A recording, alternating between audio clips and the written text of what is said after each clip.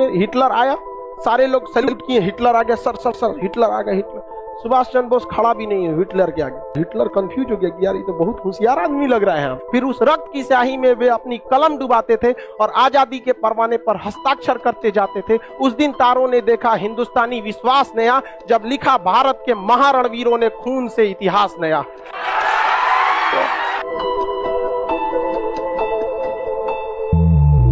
सुभाष चंद्र बोस भड़कीला भाषण देने के कारण अंग्रेजों ने इन्हें क्या कर लिया, गिरफ्तार कर लिया। बाद में उन्होंने 1941 में इन्हें छोड़ा।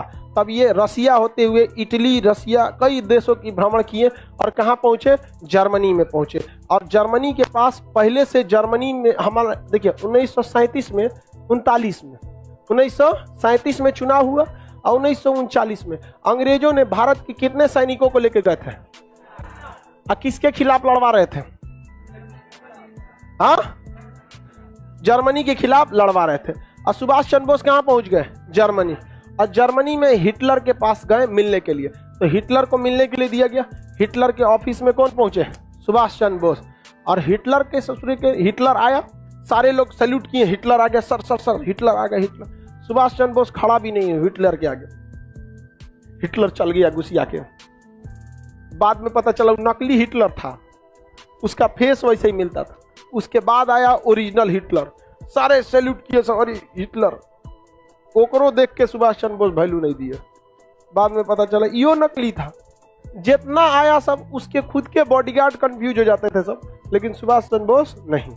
ओरिजिनल जब हिटलर आया तो ओरिजिनल हिटलर के आते वक्त में सुभाष चंद्र बोस खड़े हुए, हाथ मिलाए वहां से। तो हिटलर कंफ्यूज हो गया कि यार ये तो बहुत होशियार आदमी लग रहा है यहाँ पर। उन्होंने पूछा कि आपको पता कैसे चला? तो सुभाष चंद्र बोस ने कहा था कि सोने की परख सोनार को अच्छे से होती है, अगर उसको लोहा दिखाइएगा तो दूर से पता कर लेगा कि सोना नहीं है। हिटलर बोला कि अच्छा आदमी है, ठीक ठाक लगता है। तो पूछा हिटलर की क्या चाहते हैं आप? तो सुभाष चंद्र बोस ने कहा है कि हम बहुत खतरनाक चीज चाहते हैं। तो क्या चीज? कहा कि देखिए हमारे देश से 3 लाख फौजी को इंग्लैंड लेके आया है और आपके खिलाफ लड़वा रहा है, और आप उन लोगों को पकड़ लिए। आप उन फौजियों को हमको दे दीजिए, हम आप ही की ओर से उसको इंग्लैंड से लड़वा देंगे। हिटलर का पगला गया है।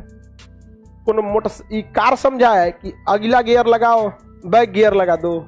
अभी आया था हमको मारने के लिए, अभी इंग्लैंड से कैसे मारेगा आप? कहा कि आप वो जिम्मेदारी हमें छोड़ दीजिए। इन लोगों को अंग्रेज सब ने क्या किया है, राष्ट्र प्रेम की भावना इनमें से क्या कर दिया है, खत्म कर दिया है। तो इन्होंने कहा कि हिटलर मान ही नहीं रहा था, क्योंकि हिटलर बहुत बड़ा हॉल बनवाया था, जैसे आपका क्लासरूम कैसे है ऐसे ही। इसमें सबको बैठाता था कुर्सी पे, सब लोग बैठ जाते थे। इसमें खिड़की चारों ओर से नहीं थी, जब सब लोग आ जाते थे दरवाजा बंद करके जहरीला गैस डाल देता था, और शीशा वाला खिड़की लगाया था, उसमें से देखता था कि कैसे मर रहे हैं। ओहो मरो मरो, बहुत खतरनाक था हिटलर। समझ में क्या? हिटलर बहुत ही मतलब किसी का बातें नहीं सुनता था। आज भी लोग कहते हैं ना हिटलर शाही तुम्हारा नहीं सुनेंगे, किसी की बात नहीं सुनता था। सुभाष चंद्र बोस ने कहा कि आप मार के क्या करेंगे, आप हमें एक मौका दीजिए, हम इन भारतीय सैनिकों को अपने देश ले जाएंगे। और अपने देश ले जाके किसको मारेंगे? ब्रिटेन वाले को मारेंगे। तो ब्रिटेन वाला वहां पिटाएगा तो यहाँ पे भी उसका असर देखने को मिलेगा। तो हिटलर ने मौका दिया किसको?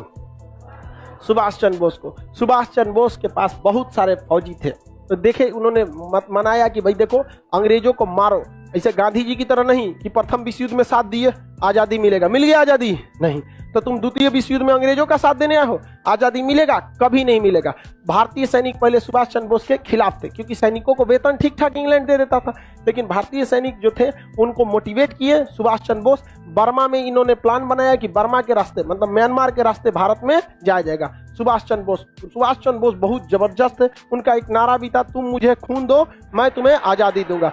सुभाष चंद्र बोस सबको क्या किए, एकदम मोटिवेट किए सारे सैनिकों को। वह खून कहो किस मतलब का जिसमें उबाल का नाम नहीं, वह खून कहो किस मतलब का आ सके देश के काम नहीं, वह खून कहो किस मतलब का जिसमें जीवन न रवानी है, जो परवश होकर बहता है वह खून नहीं है पानी है। उस दिन लोगों ने सही सही खून की कीमत पहचानी, जिस दिन बर्मा में सुभाष ने मांगी उनसे कुर्बानी थी। बोले स्वतंत्रता की खातिर बलिदान तुम्हें करना होगा, तुम बहुत जी चुके जग में लेकिन आगे तुम्हें मरना होगा। आजादी के चरणों में जो जयमाल चढ़ाई जाएगी वह सुनो तुम्हारे शीशों के फूलों से गूंथी जाएगी। स्वतंत्रता का संग्राम कहीं पैसों पर खेला जाता है या शीश कटाने का सौदा नंगे सर झेला जाता है। अजान बाहों ऊंची करके बोले रक्त तुम मुझे देना, बदले में भारत की आजादी तुम मुझसे लेना। हो गई सभा में उथल पुथल, सीने में दिल न समाते थे, स्वर इंकलाब के नारे कोसों तक सुनाई देते थे। बोले सुभाष वह आगे आए जिसमें भारतीय खून बहता हो, वह आगे आए जो खुद को हिंदुस्तानी कहता हो, वह आगे आए जो इस पर हस्ताक्षर करता हो,